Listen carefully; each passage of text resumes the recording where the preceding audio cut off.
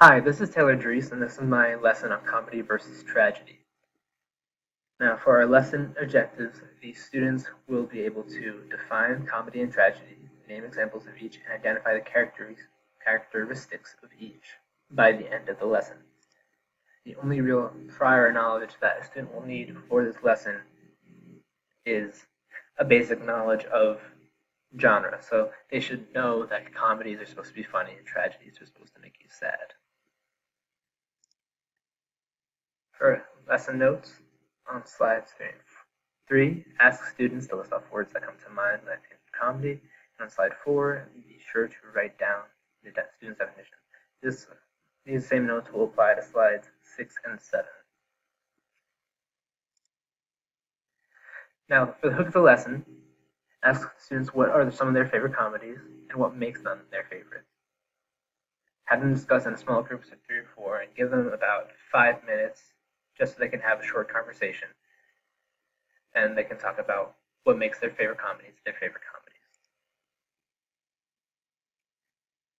So for this part of the lesson, you will have them read off some of the things that make their favorite comedies their favorites.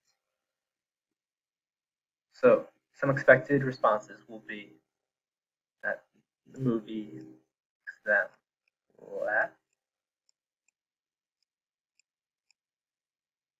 pay no attention to the horrible mouse writing.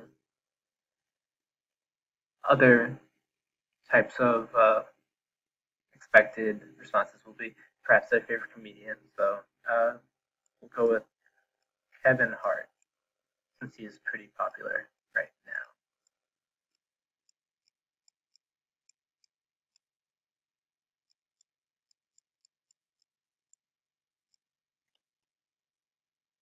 And some students may particularly enjoy romantic comedies, so they will say romance.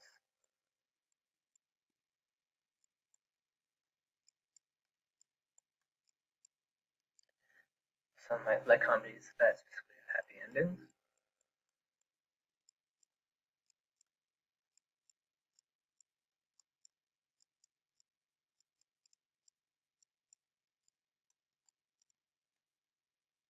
Okay, so at this part of the lesson, you should tell the students that you're going to go around, you're going to discuss and cross off any of the words or phrases on this board that do not directly pertain to comedy. So start off simple. Ask them, are comedies supposed to make you laugh? Obvious answer here is yes. So this is one of those words that can stay. And you could ask, is Kevin Hart necessary for a movie to be a comedy? Obviously, the answer is not. There's other comedians out there. You could have non-comedians being funny. So Kevin Hart goes. For romance, you should pause on this one.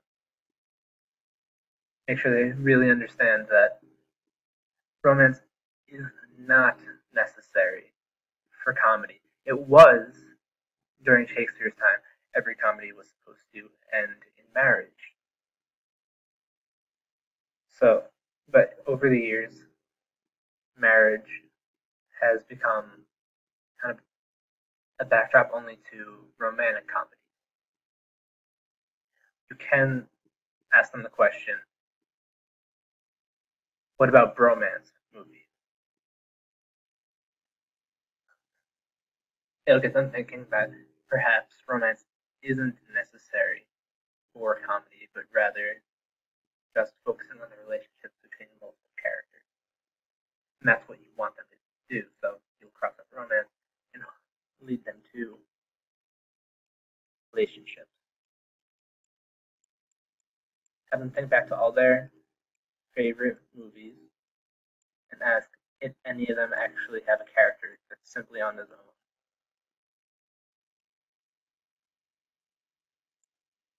Comedies should contain relationships and characters that often enhance the laughter. And finally, we'll go to happy endings. For comedies, happy endings are necessary.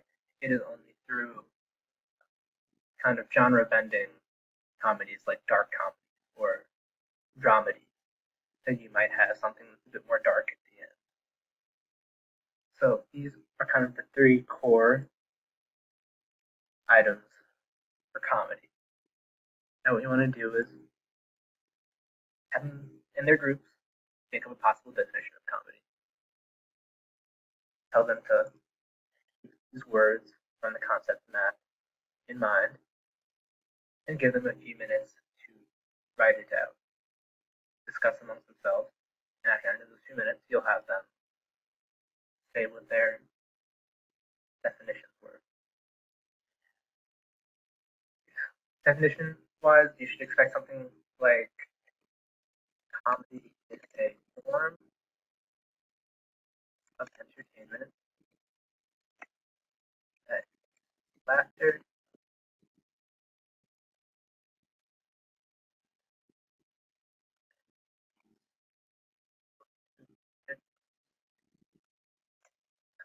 characters and anything along those lines would be an acceptable answer. This is kind of your first form of assessment in the lesson to make sure that they understand this first half.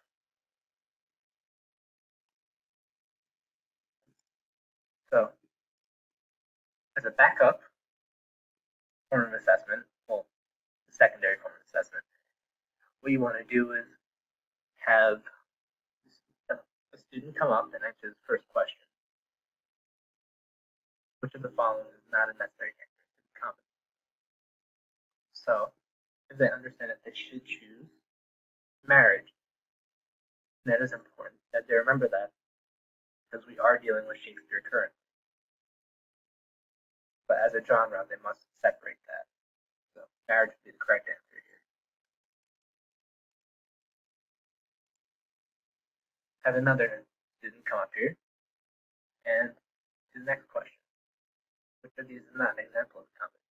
I left two very obvious examples of comedy, Get Hard, which is popular from this year or last year, and you have American Pie, which for younger generations is considered a classic. The last two that might be hard are Taming of the Shrew and Twilight. I left Twilight as kind of an obvious wrong answer because it is supposed to be a drama. You can laugh at it, but it should be considered a drama, not meant to make you laugh. The Taming of the Shrew is there as an example of Shakespearean comedy, and if they don't know anything about Taming of the Shrew yet, at the very least, Twilight is an obvious enough answer for them to click the right. So we'll move on, and we'll perform the same steps we did earlier. Tragedy. Give students a few minutes to think about what they think a tragedy is. We'll have them start writing down those characteristics. Some will say sad. Tragedies make them sad. They'll say tragedy means death.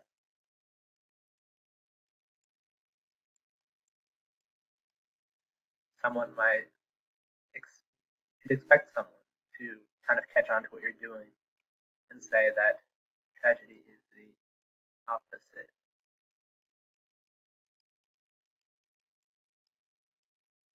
of comedy.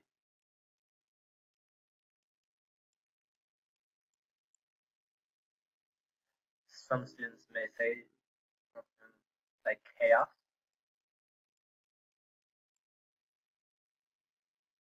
And some may even say sad ending, because they've also kind of caught on to what they think you're doing.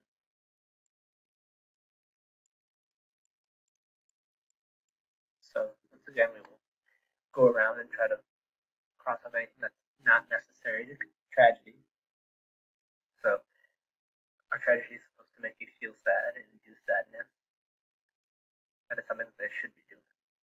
If there are characters that are being killed off, it should make them sad. Tragedy deals with death. Yes, and specifically it's usually the death of the main character. However, death isn't the only option. You can tell them to think about Oedipus Rex, in which Oedipus, instead of dying, he simply, well, not simply, his wife is the one that ends up dying by killing herself, and he stats his eyes out, so it would be death or something perhaps equivalent to it. For opposite of comedy, they may think they caught on to what you're doing, but actually, calling it the opposite of comedy is the exact opposite of the purpose of the lesson.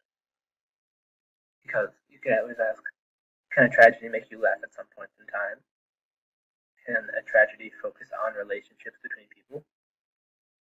And the obvious answer is yes, they can. So with that in mind, you can say that comedy and tragedy aren't that different from each other. Can tragedies be chaotic? Not necessarily. Tragedies need sad endings. Yes and no. Is the ending supposed to make you feel a little sad? Yes, but it's also supposed to uplift you, because the point of tragedy is a lesson is supposed to be learned, and order is supposed to be restored. So you can call it orderly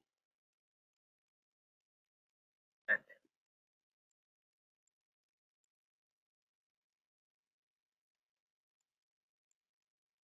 Which orderly endings could also apply back to comedy, because and happy ending is also inherently an orderly ending.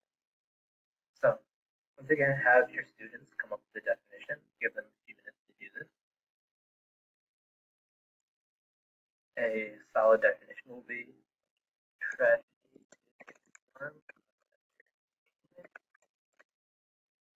that on the downfall a character and teaches on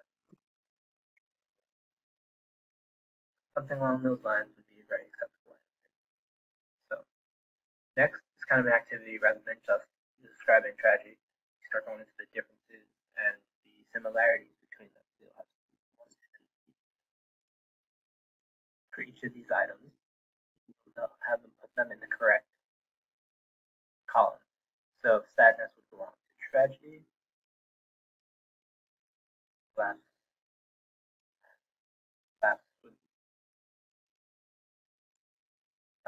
belong to both. The death of the main character would belong to tragedy. Relationships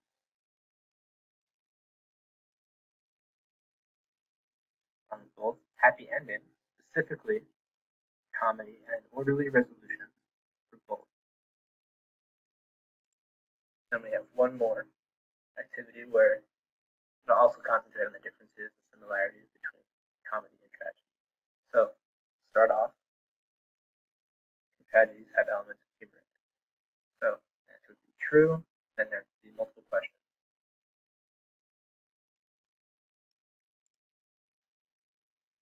This will be the final activity of the day. You'll have them watch the balcony scene from Romeo and Juliet, and in their groups discuss whether they think this is a comedy or a tragedy solely based on this scene.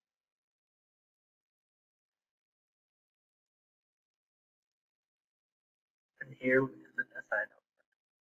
You'll have them read Act 1, Scenes 1 and 2 of Romeo and Juliet and write a paragraph explaining what kind of play they believe this is using elements from their reading only.